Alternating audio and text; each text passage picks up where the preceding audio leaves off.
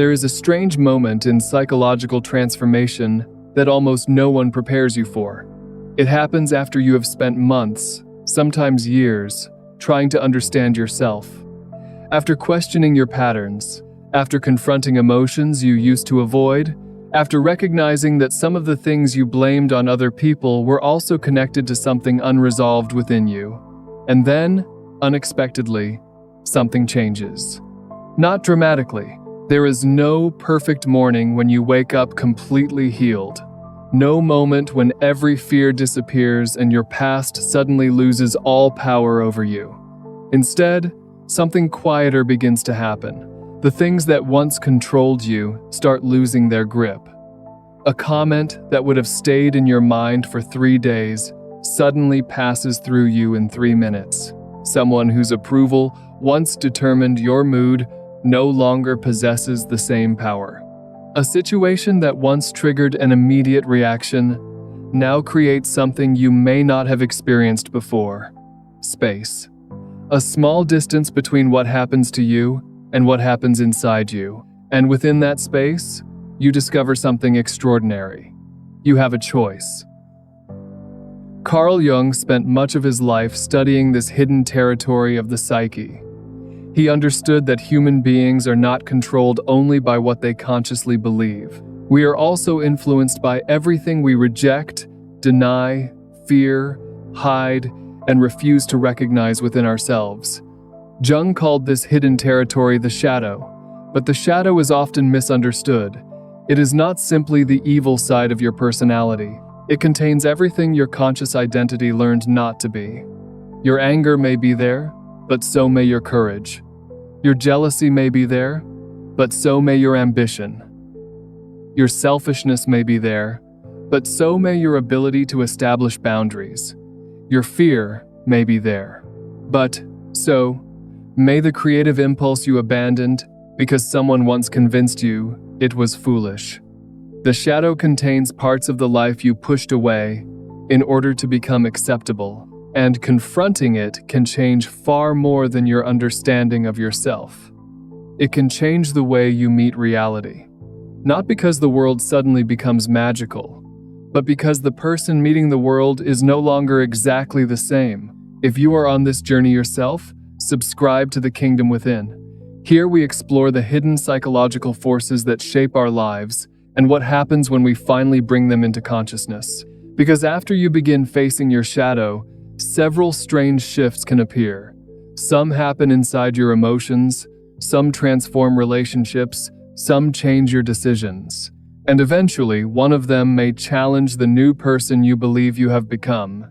The first shift is often so subtle that people experience it without realizing what it means. 1. People begin to lose their power to trigger you. There are people who seem to possess a strange ability to enter your mind without permission. They say one sentence, give you one look, ignore one message, question one decision, and suddenly, they occupy your consciousness for hours. You replay the conversation. You imagine what you should have said. You defend yourself against arguments that are not even happening anymore. Eventually, you are no longer reacting only to the person in front of you. You are reacting to an entire psychological history that the person accidentally awakened. This is where Jung's understanding of projection becomes important. We rarely experience other people exactly as they are. We experience them partly through what they awaken inside us. Imagine someone criticizes you. Two people can hear exactly the same criticism and experience completely different reactions. One considers whether the criticism is useful and continues with the day. The other feels humiliated, angry, defensive, and unable to stop thinking about it. The external event is similar. The internal event is completely different. Why? Because the second person may not be responding only to the criticism. They may also be responding to every moment in which they learned that making a mistake meant becoming less worthy of love. Perhaps approval depended on achievement. Perhaps they learned to survive by being the responsible one.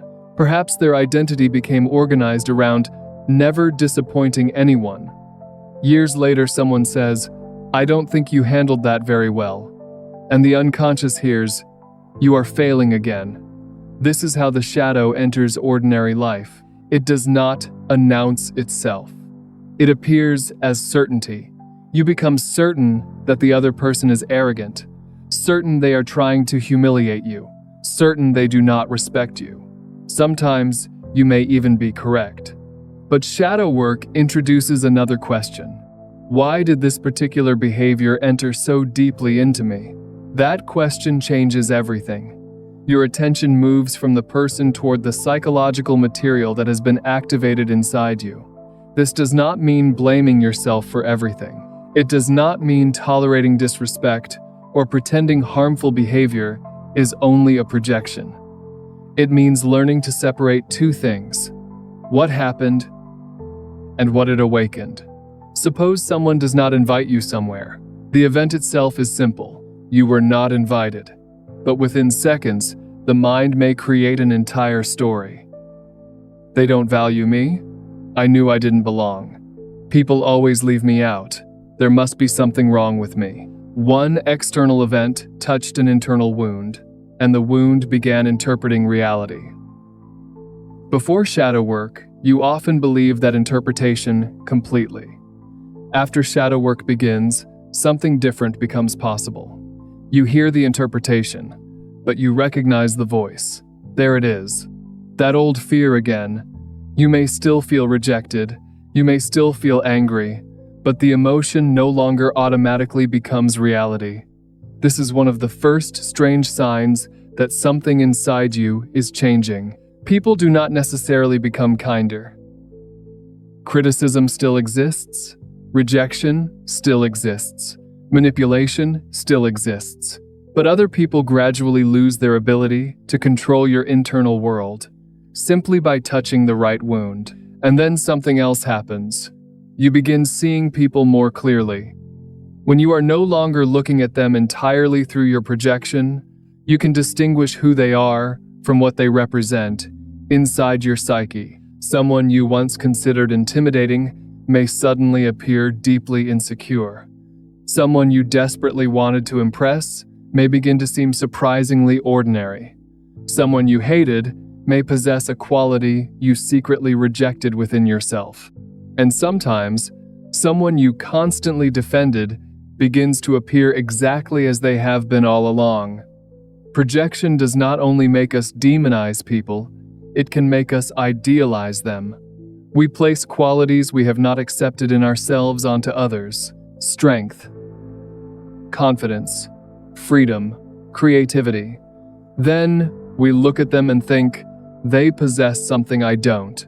But sometimes, what fascinates you in another person is precisely a quality your psyche is trying to return to you. This is why shadow work can transform relationships without a single conversation. The other person has not changed. Your projection has. Imagine someone who spent years trying to please a demanding parent. As a child, approval meant safety. They learned to anticipate moods and avoid disagreement. Eventually, they grow up. Yet psychologically, the old relationship continues. Their boss looks disappointed, and they feel like the child again. Their partner becomes quiet, and they immediately assume they have done something wrong. A friend disagrees, and they rush to repair a conflict that may not even exist. Their adult life is being organized by an old emotional equation. Disapproval equals danger. Then, they begin recognizing the pattern. At first, recognition changes very little. The reaction still happens. Their body tightens. Their mind begins searching for what went wrong. But one day, their boss disagrees with something they have done. The familiar sensation appears. They prepare to explain themselves. Then something interrupts the automatic sequence. They wait. They listen. They realize the disagreement is simply a disagreement. Later that evening, they notice something almost unsettling. They have not thought about the conversation for hours. From the outside, this seems insignificant. Psychologically, it is enormous. For perhaps the first time, the past was activated without being allowed to dictate the present. That is integration. Not becoming impossible to trigger, not becoming emotionally invulnerable. Integration means that when something touches your wound, you increasingly know the difference between the wound and the world. And once you can make that distinction, other people begin losing a power they may never have consciously known they possessed. But this leads to another transformation, because when other people's reactions stop determining your inner state, something you may have spent your entire life seeking begins to lose its importance. Approval. 2. You stop needing everyone to understand you. One of the most exhausting desires in human life is the desire to be correctly understood by everyone. We want people to understand why we made our choices, why we changed, why we left, why we stayed, why we said no, why we no longer behave the way they remember us. Whenever someone misunderstands us, something inside feels compelled to explain.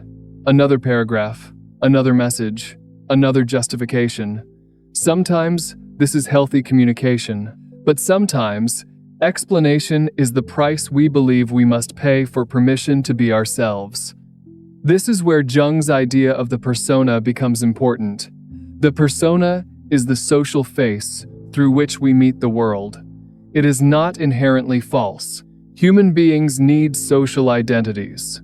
The problem begins when adaptation becomes identity. You become attached to being seen as good, strong, intelligent, helpful, calm, successful, agreeable. Anything contradicting that image begins to feel threatening. Then you are no longer simply communicating. You are managing perception. And managing perception requires enormous energy. You edit yourself before anyone else has the opportunity to reject you. You soften opinions you genuinely believe. You laugh when you are uncomfortable. You say yes, while your entire body is saying no. You remain silent, because honesty might disturb the image people have of you. Eventually, the persona becomes so successful that everyone knows who you are, except you. Confronting the shadow often makes relationships temporarily less stable, because the qualities you suppress to maintain the persona begin returning. Maybe anger returns. Not destructive anger, but the anger required to recognize when something is unacceptable. Maybe selfishness returns. Not cruelty, but the ability to include yourself among the people whose needs matter. Maybe ambition returns after years of pretending you did not care.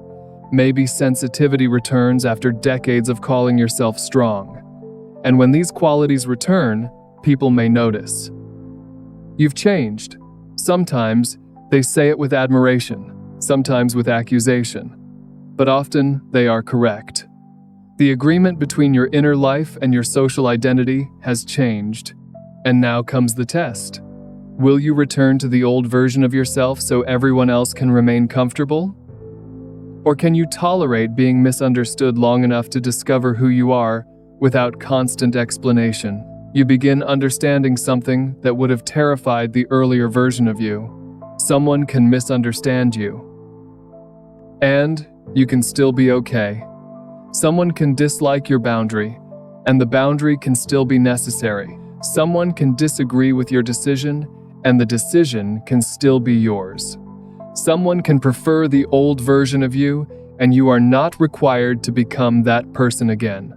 This does not mean becoming indifferent to other people. It means you no longer require unanimous approval before you can trust your own experience. And the energy previously invested in maintaining an image can finally return to your life. This is when decisions begin changing, not because every choice becomes easy, but because you begin seeing what was making them so complicated. 3. Your decisions become quieter but more certain. There is a particular kind of exhaustion that comes from not trusting yourself. You compare every possibility, ask several people what they would do, imagine every consequence, make the decision, then reconsider it, change your mind, then wonder whether changing your mind was another mistake. Beneath all of this thinking, there is often another question. What choice will allow me to remain the person I believe I am supposed to be? This is why some decisions feel impossibly complicated, even when, somewhere beneath all the noise, you already know what you want. One part knows, another part is terrified of what knowing will require. Perhaps you know that a relationship has become unhealthy, but acknowledging it forces you to confront your fear of being alone. Perhaps you know that the life you built no longer feels meaningful, but admitting it threatens an identity you spent years constructing. Perhaps you know you need to say no, but saying no contradicts your image as someone who is always generous and available. So, the mind creates complexity. It analyzes, negotiates, postpones, rationalizes. Sometimes what we call confusion is actually conflict between what we know and what we are afraid to accept. Shadow integration changes this, because you become less dependent on strategies designed to protect an identity. You no longer need every decision to prove that you are good, strong, successful, needed, different from your parents, better than the person you used to be. The decision can simply become a decision. Imagine someone who spends most of their adult life saying yes whenever people need something. They call themselves generous.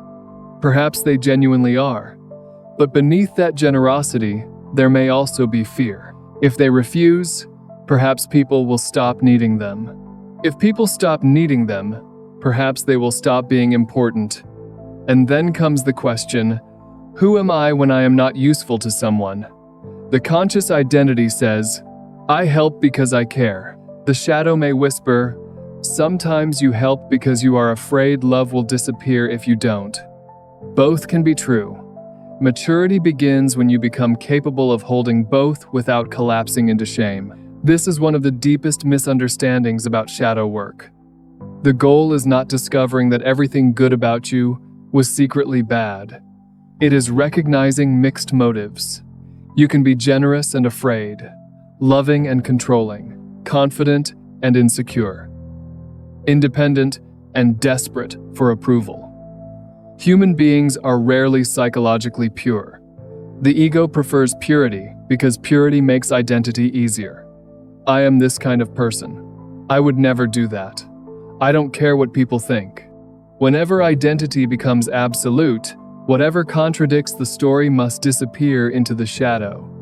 Integration makes contradiction more tolerable. And once you no longer need to protect yourself from contradiction, you can ask better questions. What do I actually want? What am I afraid of? What will this cost me? What am I pretending not to know? And perhaps, if no one were watching, what would I choose? These questions do not always produce comfortable answers, but they often produce clear ones. Clarity feels different from impulsiveness. Impulsiveness says, I need to do this now, so I can escape what I feel. Inner clarity says, I understand what this means, and I am willing to remain present for the consequences. There is less drama. Sometimes the decisions themselves are remarkably ordinary. You stop answering work messages at midnight. You stop lending money you cannot afford to lose. You finally have a conversation you have postponed for years. You choose not to return to a relationship that once felt irresistible. From the outside, nothing seems revolutionary. Internally, an entire structure has shifted, because the decision was not made by the frightened part of the personality trying to preserve an old identity. And as you make choices from this new place, something else changes. You stop holding imaginary trials in your mind. You stop rehearsing arguments for people who have not asked for them. You stop requiring certainty about the entire future before taking one honest step. You begin trusting yourself enough to move without controlling every outcome. You will still make mistakes. Shadow work does not give you perfect intuition, but mistakes become less threatening. A mistake no longer automatically means, I cannot trust myself. It can mean, I learned something. The person who fears their shadow must constantly protect an identity. The person who knows their shadow can revise themselves. They can say, that was who I was then. and choose again. But once you begin choosing differently, your relationships begin responding to the person you are becoming, and not everyone welcomes the change. 4. Your relationships begin to reveal their hidden agreements. One of the strangest consequences of inner change is discovering that some relationships were built around a version of you that no longer exists. This does not mean those relationships were fake. Sometimes, two people simply develop around an unconscious arrangement. One speaks, the other listens. One rescues, the other needs rescuing. One makes decisions, the other avoids responsibility. One creates conflict, the other restores peace. One asks, the other gives. Over time, these roles become so familiar that they begin to feel like personality. But every role requires participation. Suppose you have always been the peacemaker in your family. Whenever tension appears, you intervene. You translate what one person meant. You soften criticism. You change the subject. You absorb emotional discomfort, so everyone else can return to normal. Everyone knows you as calm and mature. But perhaps your calmness has a shadow. Maybe conflict terrified you as a child. Maybe safety depended on accurately reading the emotional temperature of the room. Perhaps becoming the peacemaker was not simply a personality trait. It was a survival strategy. Then, you begin confronting this. You realize not every conflict is yours to solve. Adults are responsible for their own relationships. Sometimes peacekeeping is another form of control, because you cannot tolerate the anxiety of letting people be upset. Then one day, an argument begins, and you do something strange. Nothing. You remain present, but you do not rescue anyone. Immediately, the system notices. Aren't you going to say something? And suddenly, you understand. They were not only accustomed to your personality, they were organized around your role. This is why psychological growth can create temporary chaos. When one person changes position inside a relationship, everyone else must adjust. Some people unconsciously attempt to return you to your previous position. They may call you selfish, distant, difficult, different. You never had a problem with this before. Perhaps you didn't, because the old version of you had not recognized the price they were paying. This is where shadow work becomes practical. It is easy to believe you have transformed while sitting alone, thinking about your patterns. Relationships reveal whether transformation survives contact with reality. Can you maintain a boundary when someone dislikes it? Can you disagree without turning the other person into an enemy? Can you hear criticism without immediately surrendering? Can you admit when your new boundary is actually defensiveness? Can you leave without rewriting the other person as completely evil? These questions matter because integration is not simply discovering the shadow. It is learning not to become possessed by it in a new form. Someone who spent years being passive may discover anger and initially confuse aggression with strength. Someone who pleased everyone may discover boundaries and use them as walls. Someone who suppressed their needs may finally express them and temporarily forget that other people also have needs. When a rejected quality first returns, it can arrive without proportion. A person who suppressed anger for 30 years may not immediately know how to express anger wisely. They must learn the difference between anger and cruelty, between boundaries and punishment, between authenticity and impulsiveness, between self-respect and superiority. Relationships become the laboratory where this happens. Some relationships adapt. They may even become stronger. For the first time, two people begin meeting without the old roles. A parent learns that an adult child can disagree without abandoning them. A partner discovers honesty does not automatically mean rejection.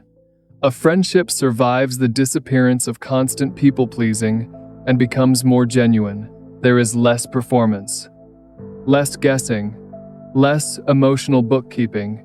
You stop offering what you secretly resent giving. You stop expecting people to intuit needs you refuse to express. What remains becomes more honest. But some relationships do not adapt. Sometimes the connection depended heavily on the old arrangement. When the arrangement disappears, very little remains, and this can hurt. Authenticity does not guarantee immediate peace. If belonging depended on self-abandonment, becoming more authentic may initially feel like losing belonging. If relationships depended on silence, speaking creates conflict. If your value depended on rescuing people, allowing them to solve their own problems may leave you wondering whether you still matter. This is where many people retreat. The unconscious offers a bargain. Become the old version again, and everything can return to normal. Then comes one of the most important questions in transformation. Can you remain connected to yourself while someone is disappointed in you? There is also another side. Sometimes someone else changes. They stop participating in a pattern you enjoyed, and their growth feels like rejection. Now, your shadow appears. Can you allow someone else to become different without making their transformation about you? Can you accept a boundary that inconveniences you? Can you recognize when you were benefiting from a dynamic that was hurting them? Shadow work becomes real at these intersections, because it is easy to celebrate authenticity when it belongs to us. It is harder when another person's authenticity removes something we enjoyed receiving. Genuine integration, therefore, tends to make a person more responsible, not less. You begin asking, what belongs to me here? What belongs to them? Where am I projecting? Where am I avoiding responsibility?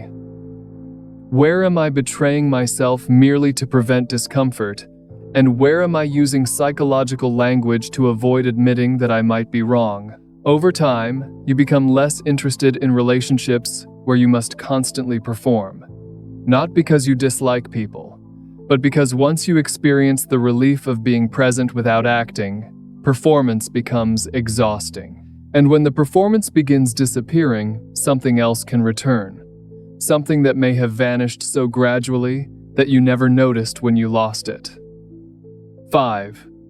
Parts of you that disappeared begin to return. Ask yourself a strange question. What did you love before you needed to be good at it? Before anyone evaluated you? Before usefulness became important? Before achievement entered the picture? Before you learned what kind of person received approval? For some people, the answer comes immediately. Drawing, writing, building things, music. Reading for hours, walking alone, taking photographs, asking questions. For others, there is silence. They genuinely cannot remember, and that silence can reveal something profound. Adaptation does not always remove parts of us dramatically. Sometimes they disappear through thousands of tiny corrections. Stop being so sensitive. That's not practical. You talk too much. Don't embarrass yourself. Be realistic. Grow up. Don't be difficult. Repeated often enough. Messages like these teach someone which parts are welcome and which create friction. The personality adapts. The imaginative child becomes practical. The outspoken child becomes agreeable. The emotional child becomes rational.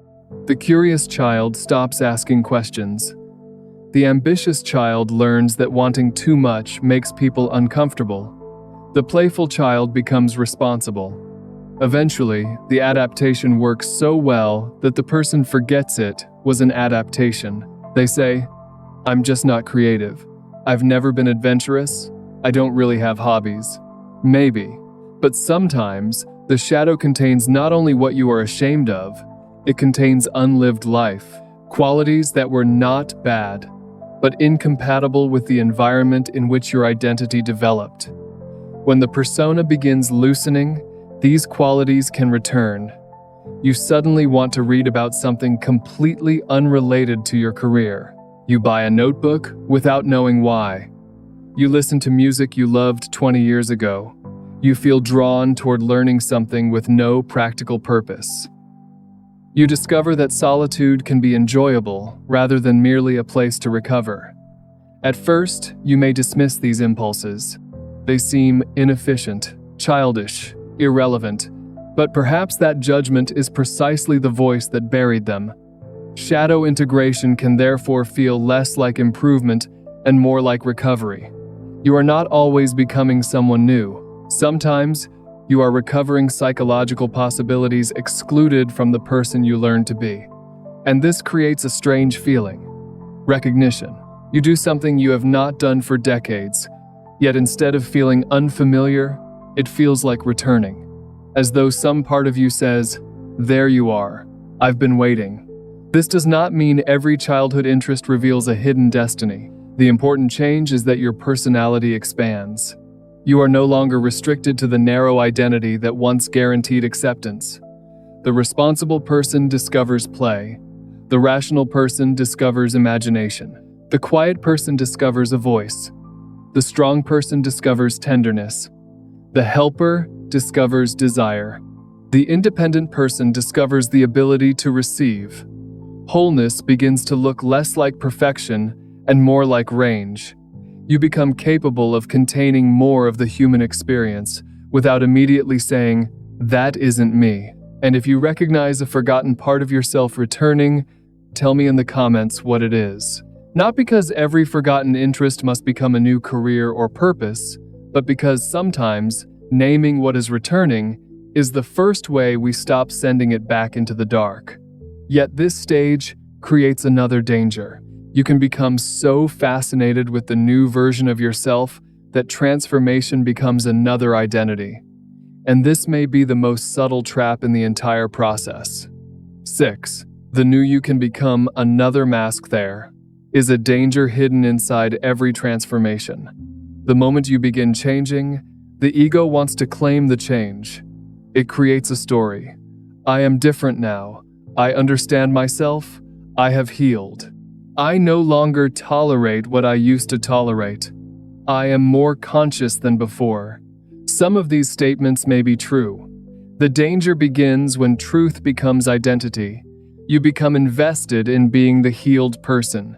Then, when an old wound appears, you feel ashamed. You become invested in being emotionally intelligent. Then, when you react badly, you immediately justify the reaction. You become invested in having strong boundaries. Then you stop considering whether a boundary has become avoidance. You become invested in trusting your intuition. Then you resist reality whenever it contradicts what you feel. Growth has created another persona, more sophisticated, more psychologically informed, but still, something that must be protected. This is one reason deep psychological work requires humility. The unconscious does not disappear because you learned its vocabulary. Psychological knowledge can even make self-deception easier because now you possess better explanations. You can rationalize avoidance as boundary setting, superiority as discernment, fear as intuition, withdrawal as peace, control as standards, emotional distance as self-respect. Every concept can be used defensively. So how do you know whether transformation is real? Not by how much psychology you know, not by how spiritual you feel, not by how many boundaries you set, not by how many relationships you leave, not by how calm you appear. A better test is simpler. Does your growth increase your capacity to meet reality? Can you hear information you do not like? Can you revise a belief? Can you apologize without adding a defense? Can you recognize when you are wrong, even when being wrong threatens your identity? Can you distinguish protecting your peace from avoiding something difficult? Can you be strong without needing someone else to be weak? Can you be conscious without needing someone else to be unconscious? These questions expose the difference between integration and ego inflation. You may begin seeing your patterns and suddenly assume you can see everyone else's. You learn about projection and accuse everyone of projecting. You learn about narcissism and diagnose every difficult person. You learn about boundaries and begin interpreting compromise as weakness. You learn about trauma and explain every uncomfortable responsibility as a trigger. Knowledge becomes a weapon. The shadow simply changes costume. This is why genuine psychological maturity often looks surprisingly ordinary. You become less interested in announcing how much you have changed, more interested in whether your behavior reflects the change. You keep promises. You become responsible for the consequences of your decisions. You stop expecting other people to carry emotions that belong to you. You become capable of saying no without punishing, yes without secretly resenting, sorry without explaining why you were technically right. And perhaps most importantly, you become easier to disagree with, because disagreement no longer feels like annihilation. Someone can challenge your idea without challenging your existence. Someone can see you differently without defining you. You can receive criticism without immediately accepting or rejecting it. You can consider it. That pause is freedom. The same space we discovered at the beginning, between stimulus and response, between identity and reality, between the wound and the world. This is where the entire journey circles back. At first, shadow work seems to be about discovering darkness. Eventually, you realize it is about creating enough inner space that darkness no longer controls you from outside awareness. You do not destroy the shadow.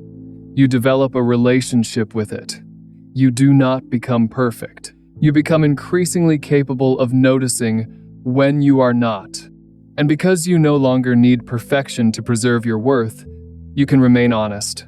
This honesty prevents the new version of you from becoming another prison. And eventually, the question that began the entire journey changes. At first you may have asked, who was I supposed to become? But perhaps that is no longer the most important question. There is no untouched version of you waiting somewhere in the past. You cannot return to the child you were before adaptation. You cannot discover a perfectly preserved, true self, hidden beneath every wound, every relationship, every choice, and every year you have lived. You have already been changed by all of it. The deeper question becomes, what can I become now that I am increasingly conscious of what shaped me? This is where individuation becomes something far more interesting than self-improvement. You do not erase your history, you transform your relationship with it. Perhaps you were once terrified of conflict. That history may never disappear, but awareness can transform sensitivity to tension into emotional intelligence instead of people-pleasing. Perhaps you experienced rejection. You cannot erase it. But integration may transform that wound into an ability to recognize loneliness without abandoning yourself to rescue everyone. Perhaps you learned very early to become independent. That adaptation may have protected you and also cost you intimacy. Consciousness allows independence to become genuine competence while slowly making room for connection. The person you become is not created despite your history. They emerge through your relationship with it. Pain can contain knowledge. Anger can reveal boundaries. Fear can contain information. Envy can reveal desire. Grief can reveal love. When these things remain unconscious, they influence you without permission. When they become conscious, they become material you can work with. And maturity allows contradiction. You can be grateful and still leave. Forgive and still maintain distance. Understand someone and still hold them responsible. Love a person and recognize that the relationship cannot continue. Regret the past without hating the person you were. You no longer need the simple story. I was weak, and now I am strong. I was unconscious, and now I am awakened. My old self was false, and my new self is authentic. Life is more complex. Perhaps the old persona protected you when you needed protection. Perhaps a relationship that eventually became limiting also taught you something valuable. Perhaps a mistake that caused real pain forced you to develop a part of yourself that would otherwise have remained asleep.